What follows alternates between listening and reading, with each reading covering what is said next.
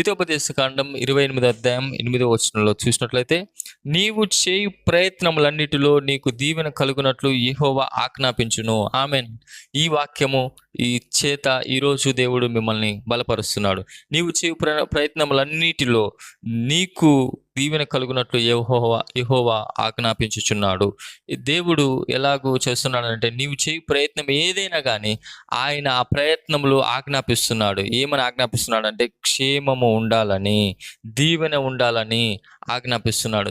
అవి దీవెనకరంగా ఉండాలని, ఏవైతే దేవుడి నామం పేరిట నువ్వు చేస్తున్నావో ఆ పనులన్నీ దీవెనకరంగా ఉండునుగాక. ఏవైతే నీ పిల్లల విషయంలో నువ్వు తలపెడుతున్నావో పనులన్నీ అవి దీవెనకరంగా అయినటువంటి పనులుగా మారిపోవునుగాక. ఏవైతే నీ కుటుంబ విషయంలో, ఏవైతే నీ యొక్క వ్యక్తిగత విషయంలో, ఆత్మానుసార విషయంలో, మీ పిల్లల విషయంలో, మీ ప్రయాణాల విషయంలో, ఇంకా మీకు సంబంధించిన అన్నిటి విషయాల్లో మీరు ఏదైతే తలపెడుతున్నారో, నువ్వు ఏదైతే చేయాలనుకుంటున్నావు, ఏ ప్రయత్నం అయితే చేయాలనుకుంటున్నావో, నీ గెలుపు కోసం ఏ ప్రయత్నం అయితే చేయాలనుకుంటున్నావో, నీ ఉన్నతమైన స్థితి కోసం ఏ ప్రయత్నం అయితే చేయాలనుకుంటున్నావో, నీ ఆశీర్వాదం కోసం ఏ ప్రయత్నం అయితే చేయాలనుకుంటున్నావో, నీ యొక్క అభిషేక విషయంలో ఏ ప్రయత్నం అయితే నువ్వు చేయాలనుకుంటున్నావో, ఆ ప్రయత్నములన్నిటిలో నీకు దీవెన కలుగునట్లుగా దేవుడు ఆజ్ఞాపిస్తున్నాడు.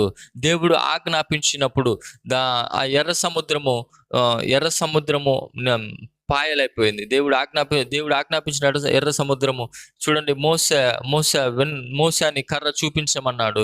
దాని వెనక నుండి దేవుడు సముద్రాన్ని గద్దించెను. అది గద్దించగా ఏమైందనంటే ఆ ఎర్ర సముద్రం పాయలైపోయింది.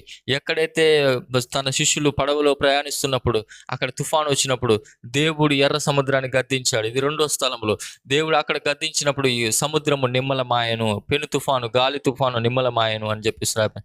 దేవుడు గద్దించినప్పుడు, దేవుడు ఆజ్ఞాపించినప్పుడు దేవుడు గొప్ప కార్యము జరిగిస్తాడు. దేవుడు ఆజ్ఞాపించినప్పుడు అక్కడ గొప్ప కార్యం జరుగుతుంది. దేవుడు నీ ప్రయత్నాలలో ఏవైతే చెడుగా ఉన్నాయో, ఏవైతే మరి ఆ యొక్క ప్రయత్నాలు నువ్వు ప్రయాసపడుతున్నావు, ప్రయత్నం చేస్తున్నావు, కానీ కొన్ని జరగట్లేదు, ఆ జరగని వాటి వెనుక ఉన్నటువంటి సాతాన్ని దేవుడు గద్దిస్తాడు. ఆ వ్యతిరేకతను దేవుడు గద్దిస్తాడు. ఆ వ్యతిరేకత అంతా యేసు నామములో నీవు చేయబోతున్నటువంటి పనుల వెనుక ఉన్నటువంటి వ్యతిరేకత అంతా యేసు నామములో కొట్టివేయబడి నీకు దీవెనకరంగా ఆ పని మారునుగాక. ఎందుకంటే దేవుడు అలా చేస్తున్నాడు. దేవుడే అలాగ గద్దిస్తానని చెప్తున్నాడు.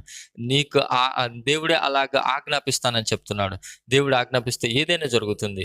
డెఫినెట్లుగా దేవుడు నీవు చేయ పనులన్నిటిలో దేవుడు ఆజ్ఞాపించునుగాక. నీకు మేలుకరంగా ఉండునట్లుగా, నీ పిల్లలకి మేలుకరంగా ఉండునట్లుగా దేవుడు ఆజ్ఞాపించి దేవుడు నీకు మేలుని ఇచ్చునుగాక.